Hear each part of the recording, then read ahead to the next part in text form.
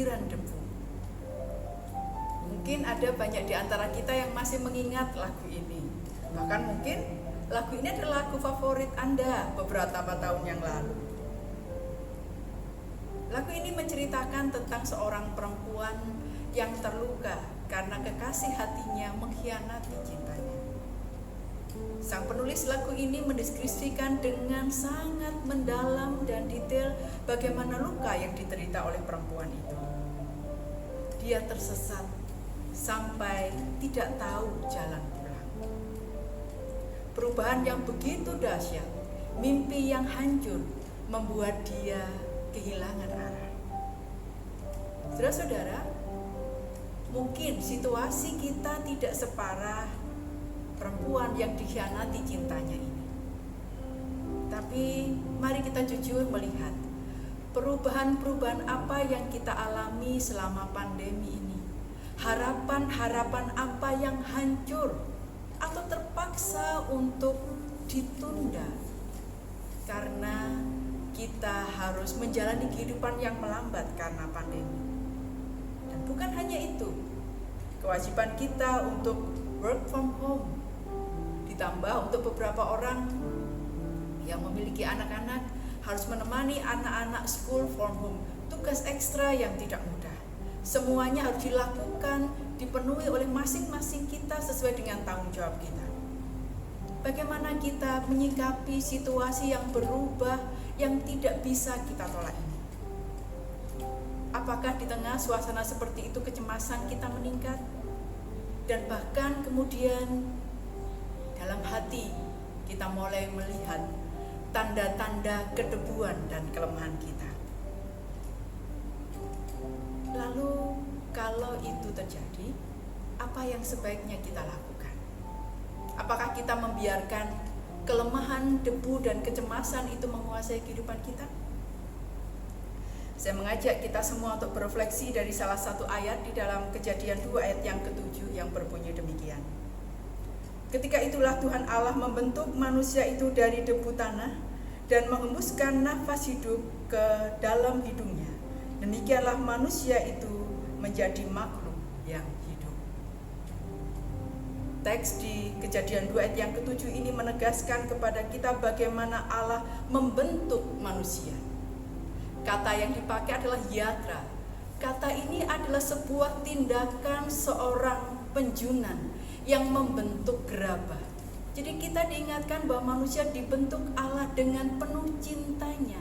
Dari debu yang mungkin tidak berarti, tapi dibentuk sedemikian rupa. Dan bukan hanya itu, ketika manusia itu terbentuk, Allah kemudian menghembuskan nafas hidup kepadanya, sehingga manusia itu memiliki nafas. Dia adalah makhluk yang hidup. Di tengah kedebuan, kecemasan yang melanda kita di era pandemi ini, adakah kita menyadari nafas kehidupan yang Tuhan anugerahkan kepada kita?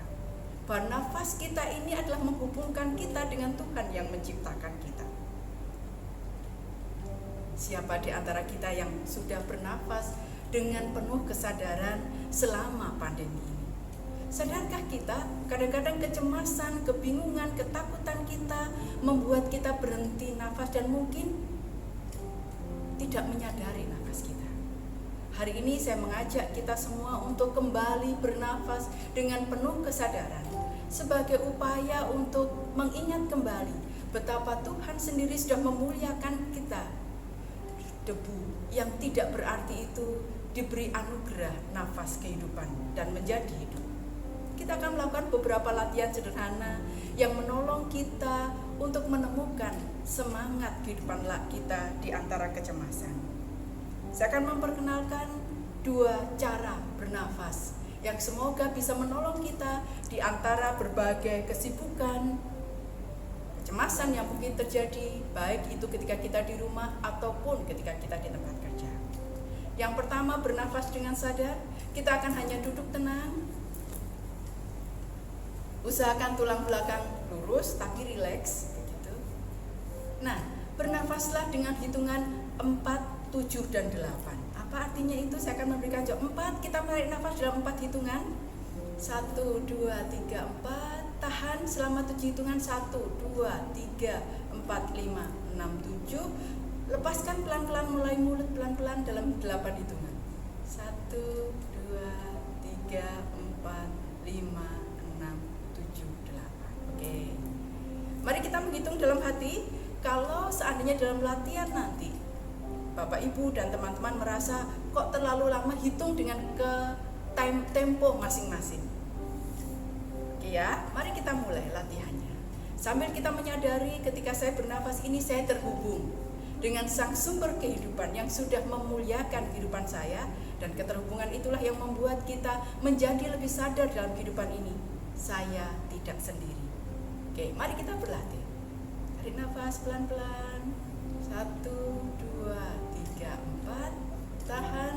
1, 2, 3, 4, 5, 6, 7. Lepaskan pelan-pelan mulai mulut. 1, 2, 3, 4, 5, 6, 7, 8. Mari kita ulang lagi. Tarik nafas. 1, 2, 3, 4. Tahan. 1, 2, 3, 4, 5, 6, 7. Lepas. 1, 2, 3, 4, 5, 6, 7, 8. Latihan ini silakan diulangi sesuai dengan kebutuhan.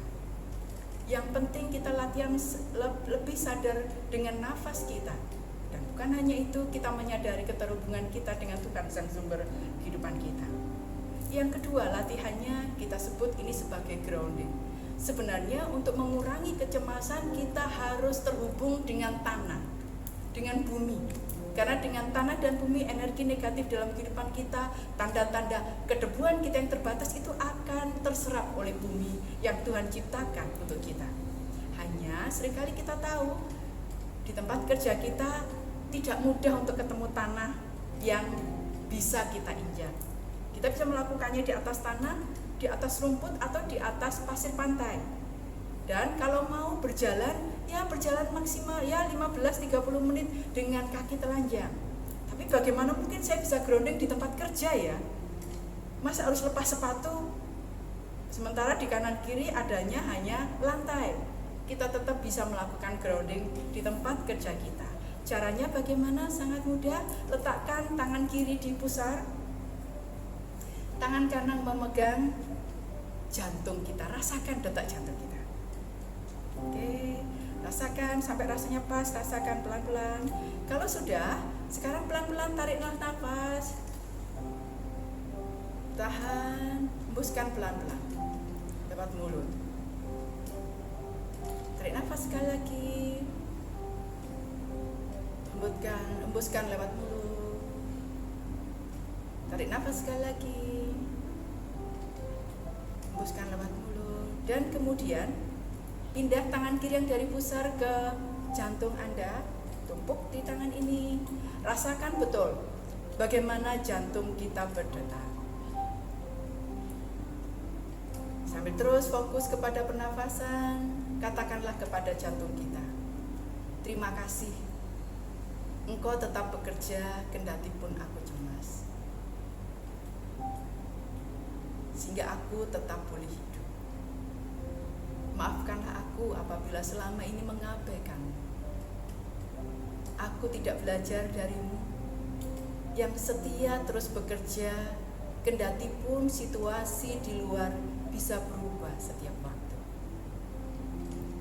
Terima kasih Tuhan untuk jantung kehidupan yang sudah Engkau anugerahkan kepadaku.